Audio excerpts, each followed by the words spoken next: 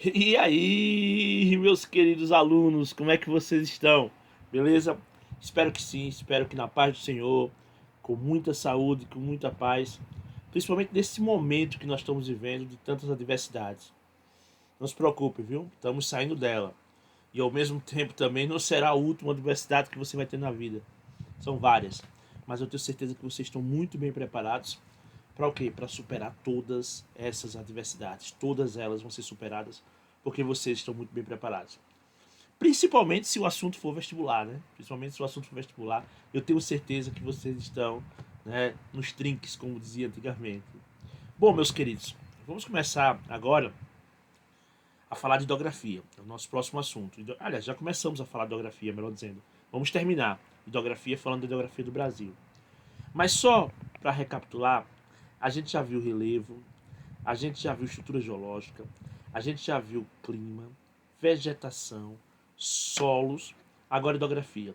E para terminar, a gente vai ver domínios morfoclimáticos. Assuntos muito importantes para qualquer vestibular que você vai fazer, inclusive, principalmente o vestibular do Enem ou da UNIT, né? Então vamos lá, galera. Hidrografia do Brasil.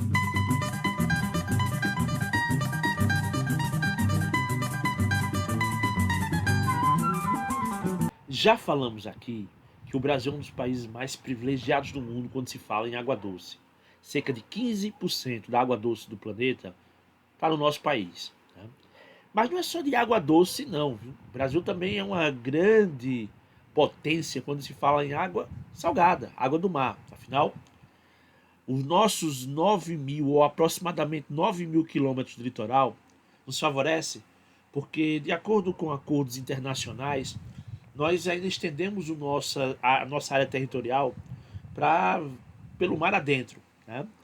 Cada país tem direito a cerca de 160 léguas de seu território a partir de suas costas, a partir do seu litoral. E aí, consequentemente, nós temos, e se acrescenta em algumas partes mais de 160, por causa da grande quantidade de arquipélago que nós temos. Então, só para vocês terem ideia, nós temos uma área equivalente a 5,5 milhões de quilômetros quadrados, aproximadamente, de água, de mar, de oceano. Sabe o que isso quer dizer? Que o Brasil estaria tranquilamente entre os 10 países, os 10 maiores países do mundo, só pelas suas águas oceânicas. Isso é fantástico.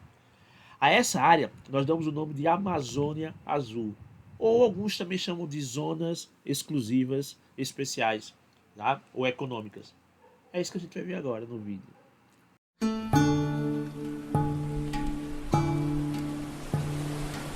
O Brasil é um país repleto de riquezas espalhadas por todo o seu território, seja em suas terras, seja nos mares.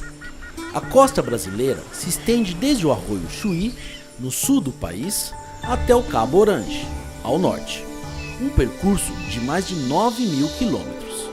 É a maior costa tropical do planeta, que também tem um grande número de ilhas costeiras e oceânicas, como o Atol das Rocas,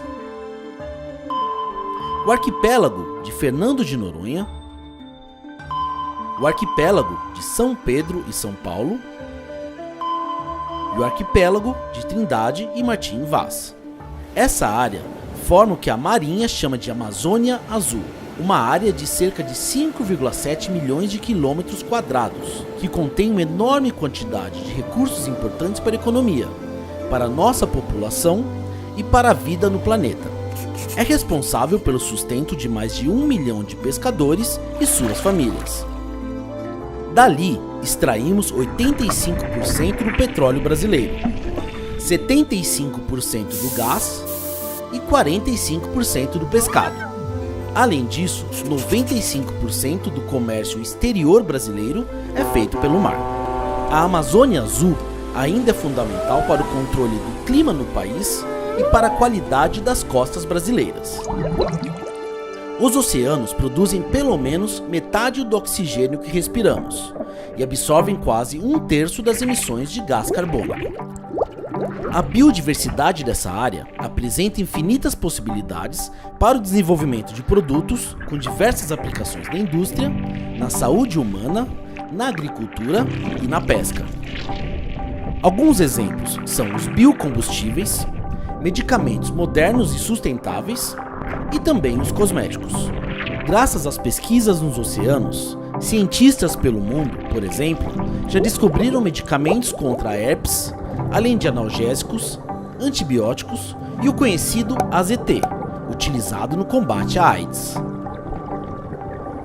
O Brasil tem diversos grupos de pesquisas dedicados aos estudos de produtos naturais bioativos marinhos.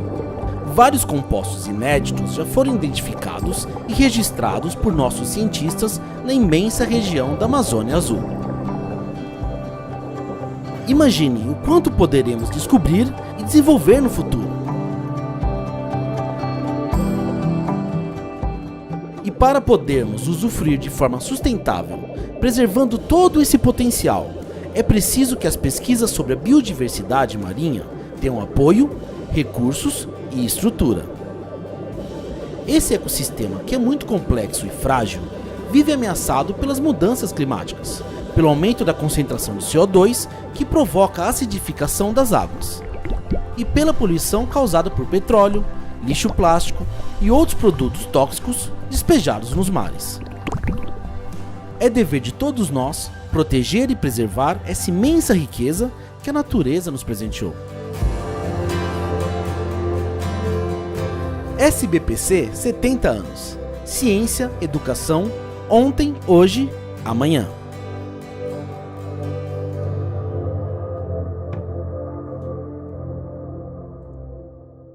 Bom, diante disso, né, nós vimos que o Brasil é um país que possui uma área territorial marítima, né, fantástica.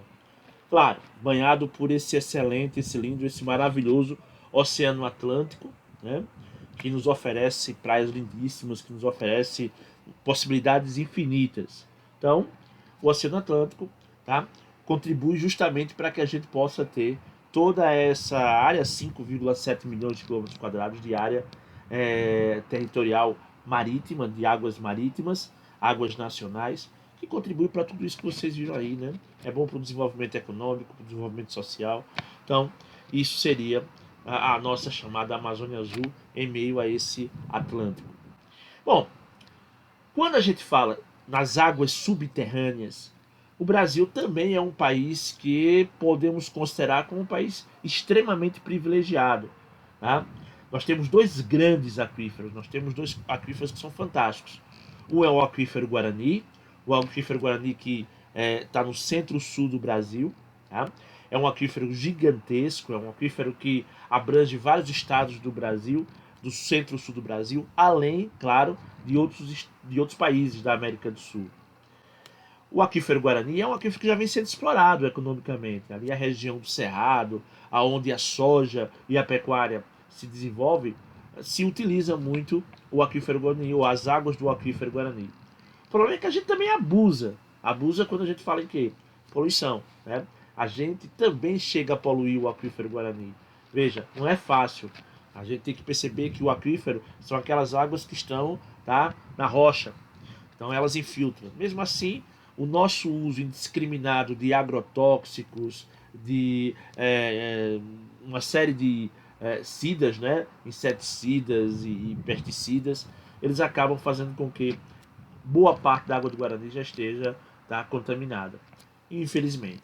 Mas não é só isso não. Nós vamos ter também o aquífero Alter do Chão, que não é tão grande em extensão se comparado ao Guarani, mas ele é mais profundo. Então isso quer dizer o quê? Quer dizer que no Alter do Chão a gente vai ter um volume de água muito, mas muito maior. Também não é totalmente nacional. A gente também vai ter águas do aquífero em outros países da América do Sul. Agora, não resta dúvidas que o aquífero Guarani, que abrange o Pará, que abrange também o estado do Amazonas, que abrange também o estado do Acre, tá? Tá num lugar, digamos assim, privilegiado em água doce. Por quê? Porque, na verdade, nessa área a gente vai ter muita água superficial. É a região do planeta onde a gente encontra mais água superficial. Então, a necessidade de explorar o Alter do Chão, ela não é tão grande. Esses aquíferos, assim também como chamados lençóis freáticos, que são águas subterrâneas que nós encontramos mais próximo da superfície, entre os solos e a rocha, e que o Brasil também é rico em nos chamados lençóis freáticos. Essas águas subterrâneas, elas devem ser usadas levando em consideração uma série de aspectos, principalmente aspectos administrativos, né, de cuidado. A gente acaba usando de uma forma discriminada, e de uma forma discriminada a gente acaba prejudicando ambientalmente essas águas subterrâneas. Mas sem dúvida nenhuma que essas águas subterrâneas, tanto os aquíferos como os lençóis freáticos, ao ser usadas, elas devem ter uma série de prerrogativas que levam em consideração os interesses ambientais, os interesses sociais e os interesses, claro, de desenvolvimento econômico. Estou falando então de quê? Estou falando, claro, evidentemente, de sustentabilidade. Então, o Brasil é sim um país privilegiado quando se fala em águas subterrâneas. A gente já falou aqui de privilégio, que o Brasil tem um litoral privilegiado, que o Brasil tem um oceano Atlântico banhando, que é um privilégio danado. Falamos que águas subterrâneas nós somos também extremamente privilegiados. Daqui a pouco a gente vai falar de rios, que o Brasil também é privilegiado. Mas não podemos dizer a mesma coisa quando a gente fala de lagos ou lagoas. Tá aí algo que o Brasil não é tão privilegiado assim. O Brasil não tem tantos lagos ou lagoas, principalmente quando se fala natural. A gente, quando fala de lagos ou lagoas, nós falamos das chamadas lagoas que existem no Brasil, basicamente 3 tipos. São as chamadas lagoas costeiras, e quando a gente fala das lagoas costeiras, a gente fala de lagoas próximas ao litoral, costa. Antigos braços de rios que mudaram seu caminho e que abandonaram os velhos braços, os velhos caminhos, e que isso acabou se transformando em lagoas. É o caso, por exemplo, da maravilhosa, da fantástica Lagoa Rodrigo de Freitas. Outro exemplo seria também a Lagoa dos Patos, também é fantástica a Lagoa dos Patos lá no Rio Grande do Sul. Bom, o segundo tipo de lagoa que nós temos no Brasil são as chamadas lagoas de várzea, essas que vocês estão vendo aí na imagem. As lagoas de várzea, elas na verdade existem próximas a áreas ribeirinhas que acabam causando grandes inundações. A maior área de lagoa de várzea do mundo fica no Brasil, é o complexo do Pantanal. O que acontece? As águas do rio elas enchem, tá? Inundam as suas margens. Quando acaba o período de chuvas, os rios voltam para os seus leitos normais e em suas margens, onde existem depressões, essas águas ficam estacionadas por um tempo, porque depois elas vão evaporando e essas lagoas de várzea, então, a gente pode dizer que elas são temporárias. Outro tipo de lagos e lagoas que nós temos são os artificiais, né? É o caso, por exemplo, da Lagoa do Paranoá, é o caso, por exemplo, das lagoas que a gente encontra aqui na praia de Atalaia, em Aracaju. Então, são lagoas que foram feitas pelo homem. Então, esses são os 3 tipos de lagos e lagoas que nós temos no Brasil. Não é um país rico, definitivamente. E aí sim, aí a gente chega à nossa maior riqueza, sem dúvida nenhuma. Aliás, quando a gente fala de rios, eu já tinha falado isso na aula de geral, de hidrografia geral, os rios são disparadamente o mais importante que tem. Tanto é que foi uma aula específica só para falar de rios, né? E no Brasil não é diferente. Realmente o Brasil é um país riquíssimo, riquíssimo, riquíssimo do ponto de vista de rios. Para começar a falar de rios, nós vamos começar justamente por onde? Pelas suas nascentes. Como o Brasil é um país predominantemente formado por planaltos, nós vamos ser um país que temos inúmeras nascentes. Porém, uma dessas áreas planálticas acaba se destacando, o Planalto Central. A região do Planalto Central, a região de chapadas sedimentares, é sem dúvida nenhuma a principal área divisora de água ou interflúvio deste país. Já falamos sobre isso na aula passada. O que seria isso? Seriam nascentes de rios que correm para várias direções. Só para vocês terem ideia, aqueles que são considerados os rios principais no Brasil, só um, o Uruguai, não tem nascentes nascidas, tá, no Planalto Central. Os demais têm. O Amazonas tem. O Tocantins Araguaia, que é o rio principal, tem. Né? O rio principal tem. O São Francisco tem afluentes. O Paraná tem. O Paraguai tem. Então, é uma região riquíssima em nascentes de rios que correm para as várias direções.